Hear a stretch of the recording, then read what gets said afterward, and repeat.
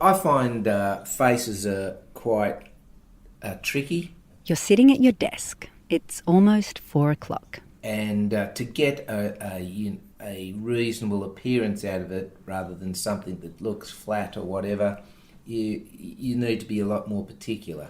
You're having trouble keeping your eyes open. You know, for something like that one there, I've had to introduce a type of little cheek or a smile into it. You decide you need something sweet, like a sneaky pack of jelly babies, or something else with lots of sugar. You might even be partial to the odd party mix. And, I mean, the eyelids are exaggerated, but that's what they're looking for, you know. They're looking for Mr. Sleepy or whatever, you know.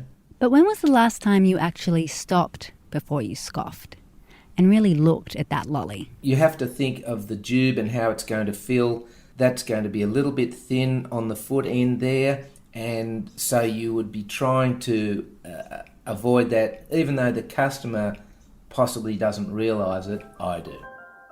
You're listening to History Lab, a podcast exploring the gaps between us and the past. I'm Tamson Pietsch, and in this episode of History Lab... Hey, Tamson. Sorry to interrupt, but I just want to show you something.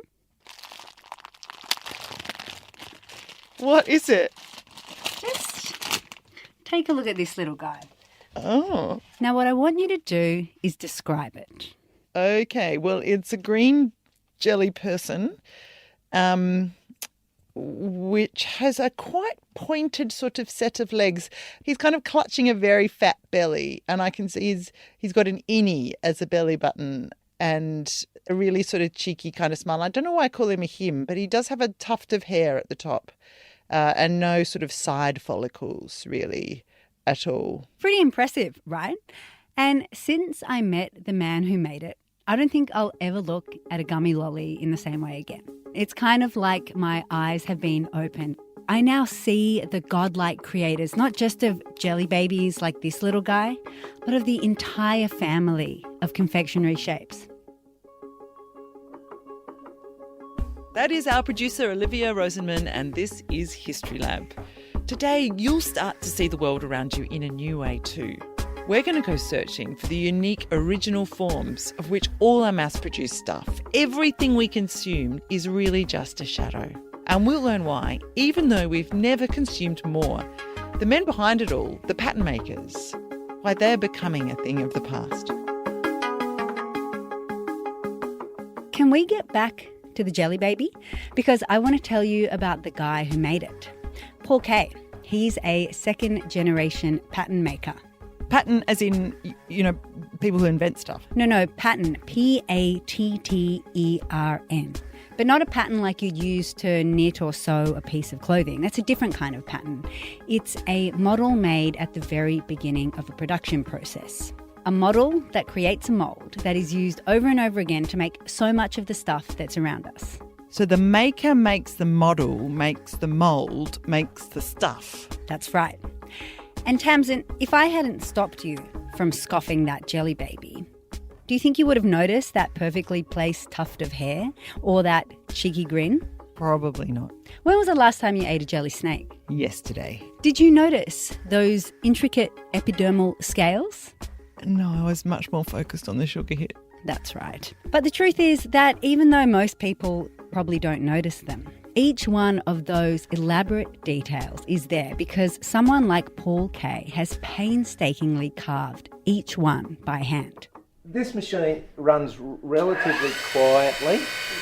Okay. Right now, I'm back in Paul Kay's workshop. He's showing me his tools and materials. I'll produce my shape in a polyurethane plastic, or it could be carved in a car bog, literally. A what? Well, it's what you'd repair a car with. Okay. Or fill up a hole or something in your house. Oh, like that kind of... We just call it bog. It's called bog, okay. I pretended I got it there, Tamson, but the truth is I had to Google that later. Bog is basically a solid plastic that's quite soft, so it's really easy to carve. I mean, maybe I've seen that at Bunnings. Right. And all this industrial work, it's actually happening in the basement of Paul's family home. So while me and Paul are downstairs in the workshop, His daughter's upstairs watching an action movie in the living room, surrounded by furniture and cabinetry and beautiful sculptures made by Paul in his spare time. But downstairs, Paul has a library of patterns, the original shapes of gummies and jubes and marshmallows and chocolates from all over the world. It's an archive of the originals, and every jelly baby or gummy lolly I've ever eaten is really just a copy of one of the true forms here. I would have seen every aspect of confectionery subjects, every aspect. This is a more recent set for Korea. Using specialised tools and 50 years of experience, Paul carves exquisite detail into miniature fruits, starfish, penguins, policemen, boats, airplanes. That is for the Ukraine. So that was some sort of transport assortment. But Paul's not deluded. He's well aware that most people are more interested in the sugar than the shape. I'm sure they would look at that and go, have a look at this sort of thing. Then, after you've looked at it 2 or 3 times and it's just making jokes about I'm eating him or I'm eating her or I've just eaten a radio or,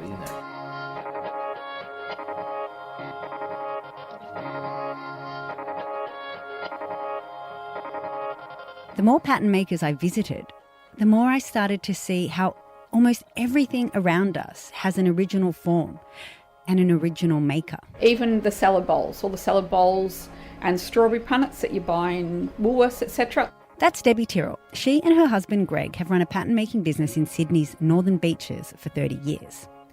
They've carved out their niche in pattern making for plastic vacuum forming. That's making patterns to make moulds for heaps of the everyday light plastic stuff that you've probably never thought about how it's made. If you walk into a chemist and there's a plastic tray holding lots of bottles of cosmetics and the bottles are all different shapes and they fit perfectly in these little holes in the tray, that is a vacuum formed tray. When I started exploring this story, I had a hard time getting my head around the whole process. Like, what is the difference between the original form and the objects made from it? So I went to visit a bunch of pattern makers to see what it all looked like. I met the pattern maker who crafted the blades of the Sydney Harbour Tunnel exhaust fan. And then I met another guy who shaped the handle on the side of the seats in Melbourne's metro trains. And then I went to a foundry where I saw molten metal being poured into moulds for petrol tanker hose fittings. Petrol tanker hose fittings? My brain is blowing. And then? I met the pattern maker who made the side panels for the Hilux when he was working at the Toyota factory in South Africa in the 90s. So basically everything but the kitchen sink. Actually, one pattern maker showed me a picture for a pattern that looked a lot like the sink in my kitchen. What did they look like? Well, that's the thing. I didn't really get to see them. What? They don't exist? Pattern makers rarely keep the patterns. Paul Kay with his jelly babies, he's the exception. Usually a pattern maker hands the pattern over to the production line. And when that thing stops being made, the pattern's just chucked out. Or sometimes it's even burnt. What? It's burnt? That's like destroying an archive. That's sacrilege. Well, the funny thing is, it didn't matter. Because speaking to the pattern makers opened my eyes to something bigger. All the mass-produced things in our lives, they're like shadows of a world of originals. And each one of those originals is exactly the opposite of the anonymous objects that we imagine on a factory production line. It's got a personal story. It comes from a world that's all but invisible. And it's also a world that's about to disappear.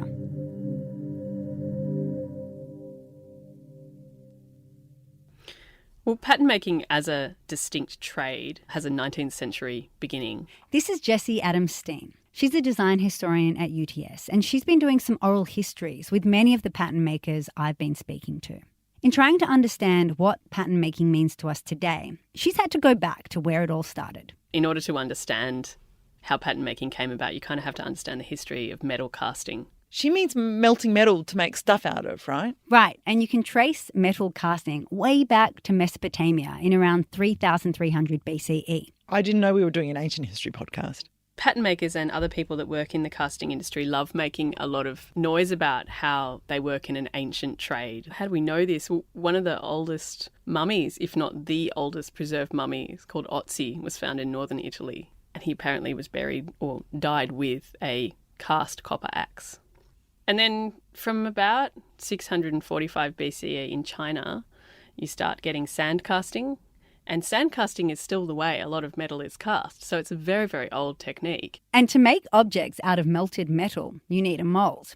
And to make a mould, You need a pattern maker. By about the 1820s in Great Britain, with the Industrial Revolution, there was so much demand for engineered products, for machinery. And so you start getting specific engineering draftsmen. Moulders, fitters and turners started emerging, pattern makers. So those all sort of splintered out as demarked trades.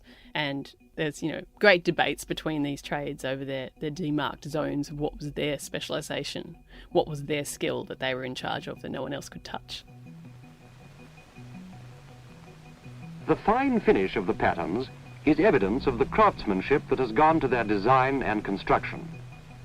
Whether they are intended for the hand moulder or for quantity production, the patterns have been designed to give first-class results with the greatest economy of labour in the foundry.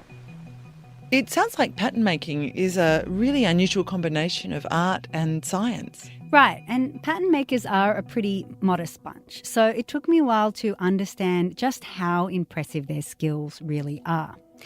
But there's a reason it's been referred to as the king of trades. The precision required is just astounding. We're talking pinpoint measurements, tolerances in fractions of millimetres, calculating exact volumes in all kinds of shapes.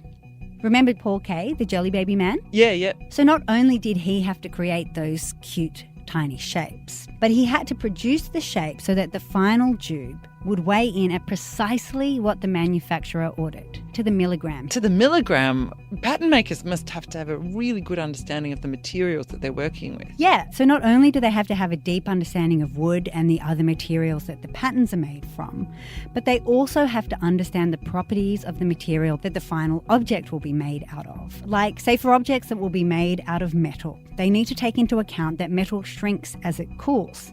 And on top of that, there's some pretty complicated maths. Do you know White Wing's pancake mixes?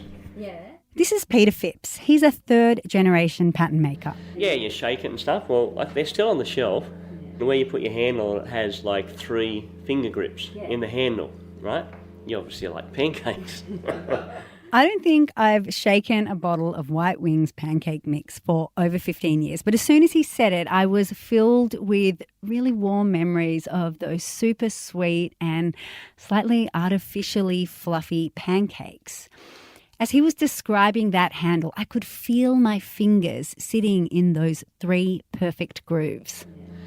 But I used to love making that sort of stuff. And we had to get the volume right. So we didn't have a computer to calculate a volume of an odd shape. We'd have to use Archimedes' principle. And for those of you who don't remember high school maths, We'd split the pancake bottle in half. We'd put a lead weight inside, close it back up, wrap it with Glad wrap, and we'll sink it in water on a set of scales because they wanted it to be, say, 375 millilitres, and they wanted it to finish 5 millimetres below the lid where the volume was. So how do you do that on an odd shape? That's how we did it. I mean, that's insane. and that is what drew Jessie to pattern makers in the first place. The way they talked about making things was so interesting because they had this love of physical objects, this love of form, materiality, this very deep knowledge that, you know, I think in many ways transcended the kind of knowledge I'd come across from designers. And I thought, shit, they really know about the physical world in a way that designers hope to, but perhaps don't always achieve. But before a pattern maker even picks up a tool, they're applying another almost superhuman skill. It was almost secondary. Making it happen was almost secondary to that initial excitement of, reading a drawing and seeing the thing in 3 dimensions in my own mind. This is Peter Williams. He practiced pattern making for almost 25 years. He started out as an apprentice in 1978 when he was 16 years old.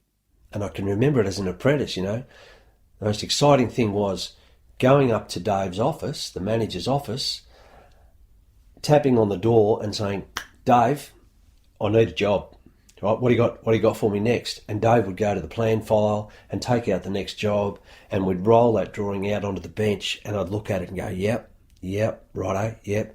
And, Dave would say, we need 400 castings, aluminium bronze. Sometimes we'd sit there and look at a drawing for two hours on a bench and nut that out, and see it in our minds and agree on things, and then I'd go away and get started. So the pattern maker visualises a detailed three-dimensional object from a simple sketch on paper? Well, sometimes the sketches were made on mylar film, which is basically just a stable kind of plastic because they handled them so much. Like bog, but flat. Sometimes Paul K will just get a random image from the internet, like, we need a bike, here's a stock image. He's also made a lot of gummy lollies for cartoons like Mickey Mouse or Shrek or Madagascar. And the likeness of these patterns was really impressive. And I asked him if he refers to pictures or videos of the characters as he works, but he doesn't.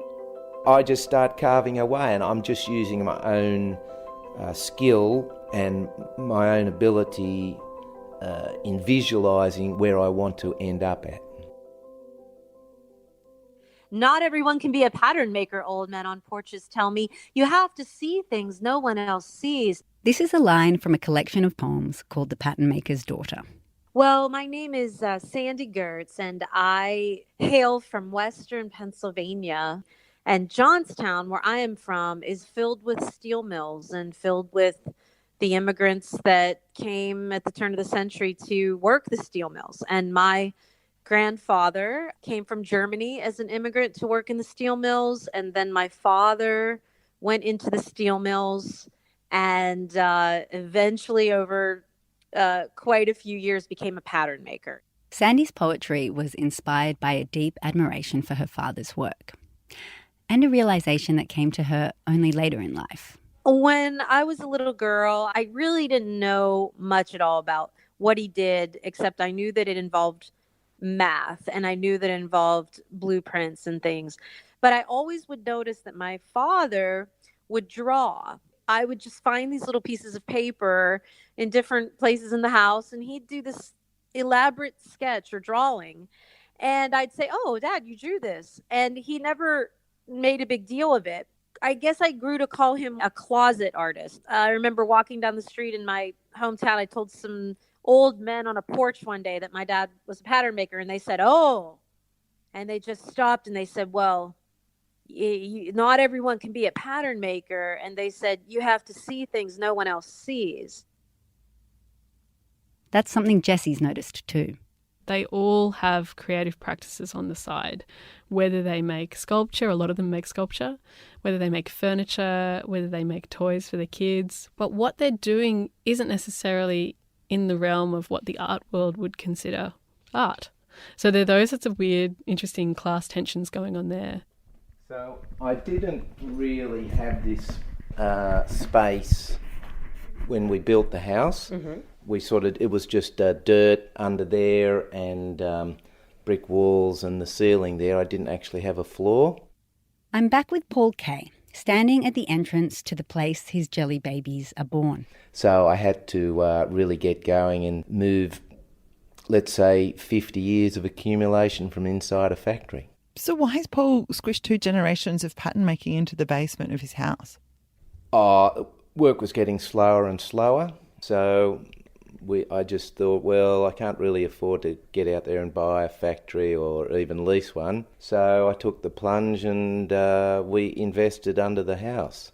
It was a story I heard from most of the pattern makers. Peter and Bruce Phipps said the same thing. The factory building bought by Peter's grandfather is about the size of a basketball court. But now we've divided it and we just used half of it. So we sublet half of it out to someone else to help cover costs. Because where we used to, at one stage, maybe had 10 people, there's 3 of us and a robot. in the basement, I found the pattern of one of Australia's most iconic inventions, back from the days when Peter's dad Bruce was running the business. What, the Hills Hoist? Close, the Victor lawnmower. Turning grass into lawn is easy with the Victor team. In 1958, Victor was making 143,000 lawnmowers a year and exporting them around the world. Producing the pattern for the mower's engine was a really lucrative job for the Phipps. But now, while the mowers are still assembled in Australia, Their components are made in China and America. And what about the Tyrrells, who made the salad bowls and the strawberry punnets? They're also winding things down. We have been trying for 18 months to buy a factory. We've actually just this weekend decided we've given up. By this point, we've only probably got another 5 years. We'll see what happens. It was kind of surprising. I mean, our lives are increasingly filled with manufactured stuff. I wanted to find out why all these pattern makers are struggling to find work. So I got Jessie back into the studio for a chat. There are two sides to that answer.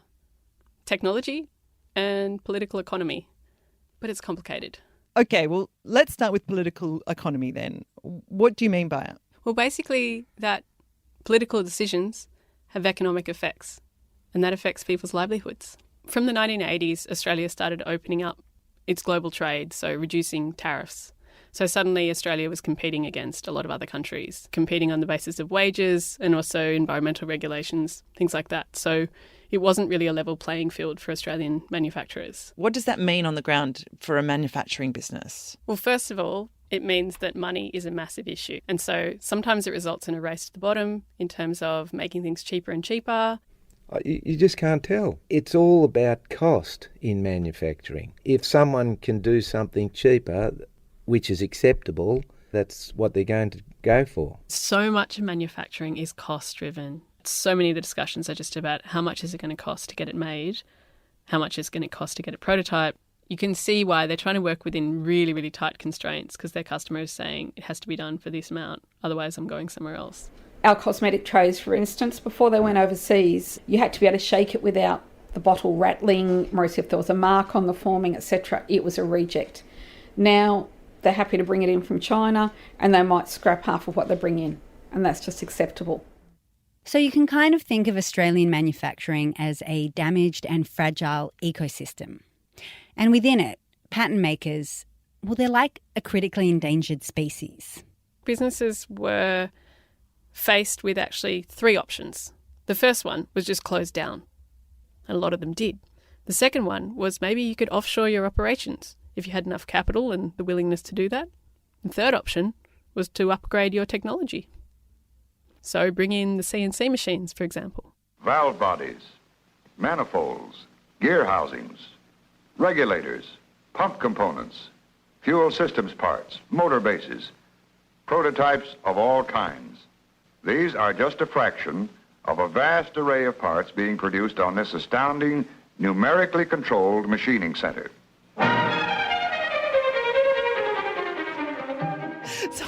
So what exactly was or is a numerically controlled machining centre? It's basically just a really big machine that is programmed by a computer to cut away material to form shapes. These days, they just call it a CNC machine.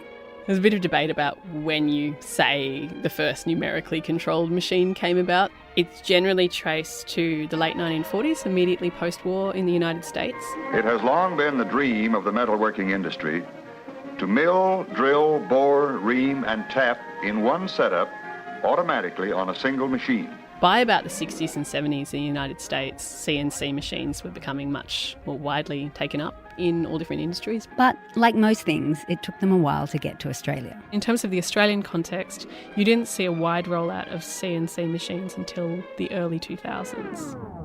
Might have been a bit of 1990s, but these machines were really expensive. Employers were reluctant to put out that much money for a big machine that was possibly going to be out of date in a few years. And now they're pretty ubiquitous, and they've changed the way pattern makers work. I don't do anything by hand anymore, other than put my fingers on a keyboard, on a computer. And so, it comes out the other end in a lump of aluminium. That's really it. And that's why so many pattern makers have opted to leave the industry, because standing in front of a CNC was not how they imagined their lives were going to be, and they're bored. These people are highly skilled, often very creative as well. They imagined they were going to spend their lives making stuff with their hands. So you can see from an employer perspective, if you have the money to actually buy a machine, then you're basically hiring yourself a very, very efficient all-night worker. When I visited the FIPS, the CNC machine was working non-stop, cutting a pattern for a piece of a mining machine. That's the droning sound you can hear in the background. So how long would that machine take to cut out something like that? What you see there, it's typically a couple of days in the machine. And how long would it have taken to make it out of wood in the old style? It'd take 2 weeks to do it. Right. Remember how Peter Phipps said that now it was just 3 of them and a robot? Well, this is how Peter's father, Bruce, who ran the business in the 60s and 70s, sees it. All they do now is they draw it up on the computer and send it down on the machine and it does it, so you don't need any hand tools anymore. So I've got all my dad's hand tools and mine around home, which are not worth anything these days, you know. Right. How old is Bruce? He's 85. So Bruce has basically watched the arrival of these machines and seen them replace all the men in the business, one by one. Yeah.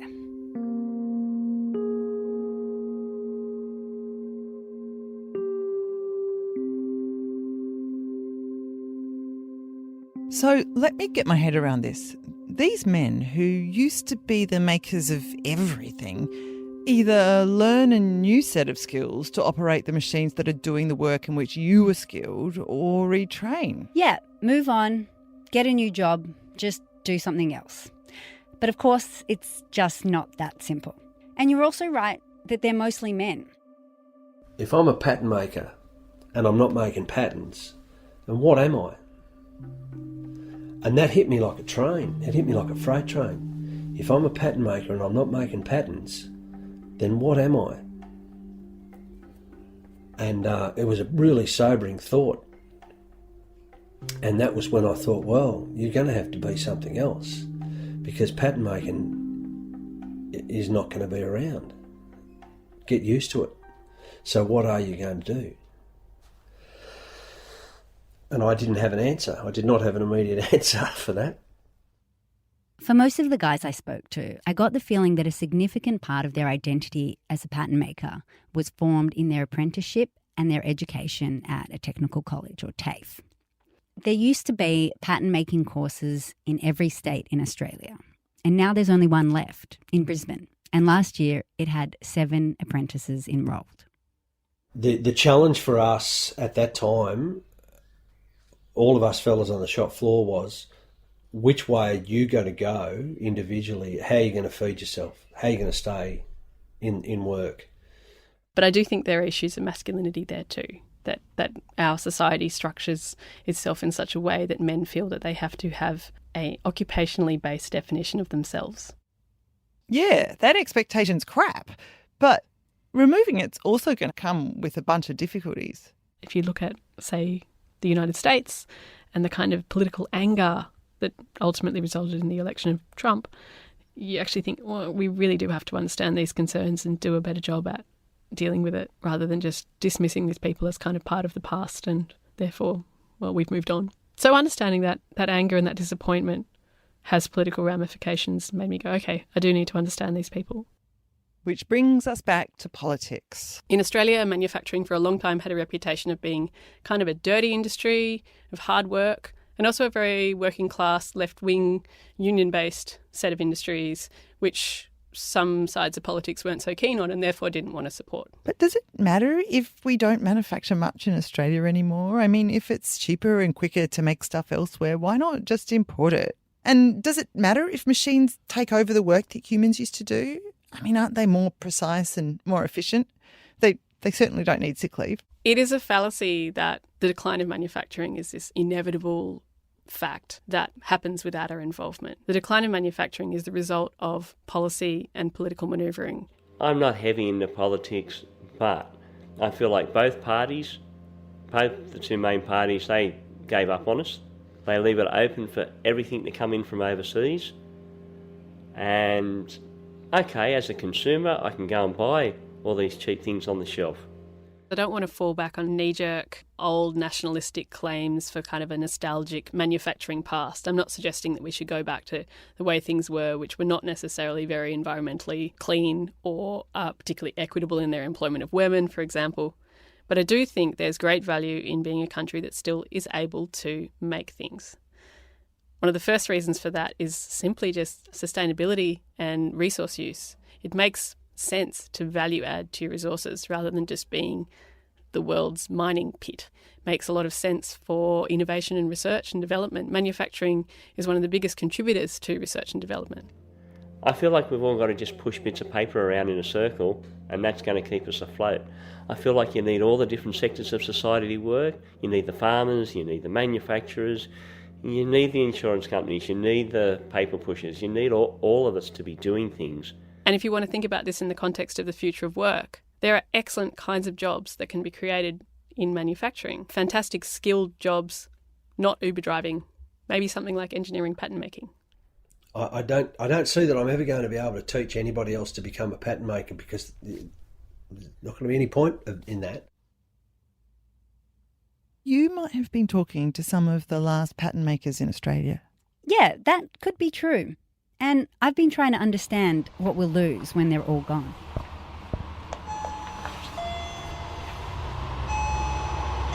I went to visit a man called Henry Wilson in his super schmick studio in the inner Sydney suburb of Darlinghurst. Hi, Henry. Yes. Olivia. Olivia, nice to meet you. Likewise. I'm already recording. Is that okay? Oh, yeah, absolutely. Come in. Henry designs furniture and lighting fittings and some other accessories. He showed me what is probably the most beautiful sticky tape dispenser I've ever seen. Did Henry have a beard? He didn't have a beard, but he was a hipster in every other way. So how does Henry fit in? Well, that tape dispenser I mentioned, it was commissioned by a very high-end cosmetics brand with a pretty stylish aesthetic. They needed their shop assistants to be able to use the thing with one hand. So not only was it devastatingly beautiful, it was also really heavy because it was cast in gunmetal bronze. And the pattern for the mould for the casting was made by Peter Phipps. Peter as in pancake-shaped bottle Peter Phipps? Yeah. And when I went to visit Peter in his shop, he even took me around the corner to the foundry where the molten metal was being poured into the casts to make them. That's pretty cool. It's like a slurry that they, just for Henry, work really. So I asked Henry why he got his stuff made locally, rather than sending it overseas where he could surely get it cheaper. Why I manufacture really in Australia is, I like the idea that I can go there, have a discussion with Peter and go and see the foundry, and we can resolve technical problems quite quickly together. It's a collaborative kind of orchestra of people. A really good experienced manufacturer or pattern maker can change your design or enhance your design with their skill. It's that inventive step. And that's what I think makes industrial design, when you have a human involved, so much more interesting. A computer will never say, hey, you can make it more efficient like this. And if you program in a mistake, it'll make that mistake perfectly. If you're trying to do something that is a mass production run, you don't want to do it by hand. That's horrible. Talk to Paul Kay about machining 10,000 castings with his son. Horrible, mind-numbing, injuring work. But if you're trying to do something as intricate as a glucose tube, chances are doing it manually actually makes a lot more sense. And I think we have to start thinking really adaptably about technologies for the particular function that we're trying to use and say, is it appropriate in this case? Are there other ways? Rather than completely rejecting older methods as just being of the past, something to look back at nostalgically and that's it. I think particularly now in a context where almost a kind of technological triumphalism where people have just said, well, this is it, this is the world we're in a completely digital space now, we just have to catch up and retrain and, jump on board because there's no other choice. Whereas I think if we remind ourselves that the way technologies are outlaid into society, they are also social decisions. They are made by people with a lot of power. It sort of makes us remember that perhaps we're not as powerless as we might think we are. But it requires a lot of people to be thinking that way. You could even say it would take a lot of people to see what pattern makers see.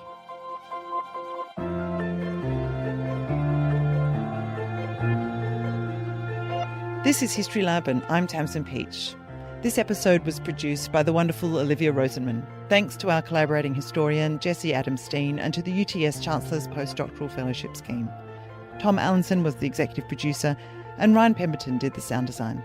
Thank you to the National Library of Australia for use of their oral history collections. And thanks to Ellen Leabeater and Lauren Carroll Harris for the wisdom of your ears. And special thanks to all the pattern makers, to Paul, Debbie, Peter, Bruce, Sandy, the other Peter and Henry. You were really generous with your time. And there was a bunch of stuff that didn't make it into this episode. Thank you to Levi the blacksmith, to Cockatoo Island for hosting us, to Sarah, Faye and Scarlett from Michigan Technological University.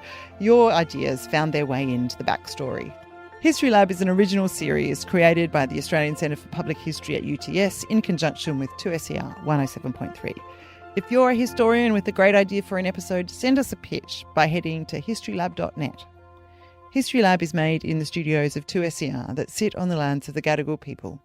We pay respects to their elders past, present and emerging. They've been telling stories here on this place since time immemorial.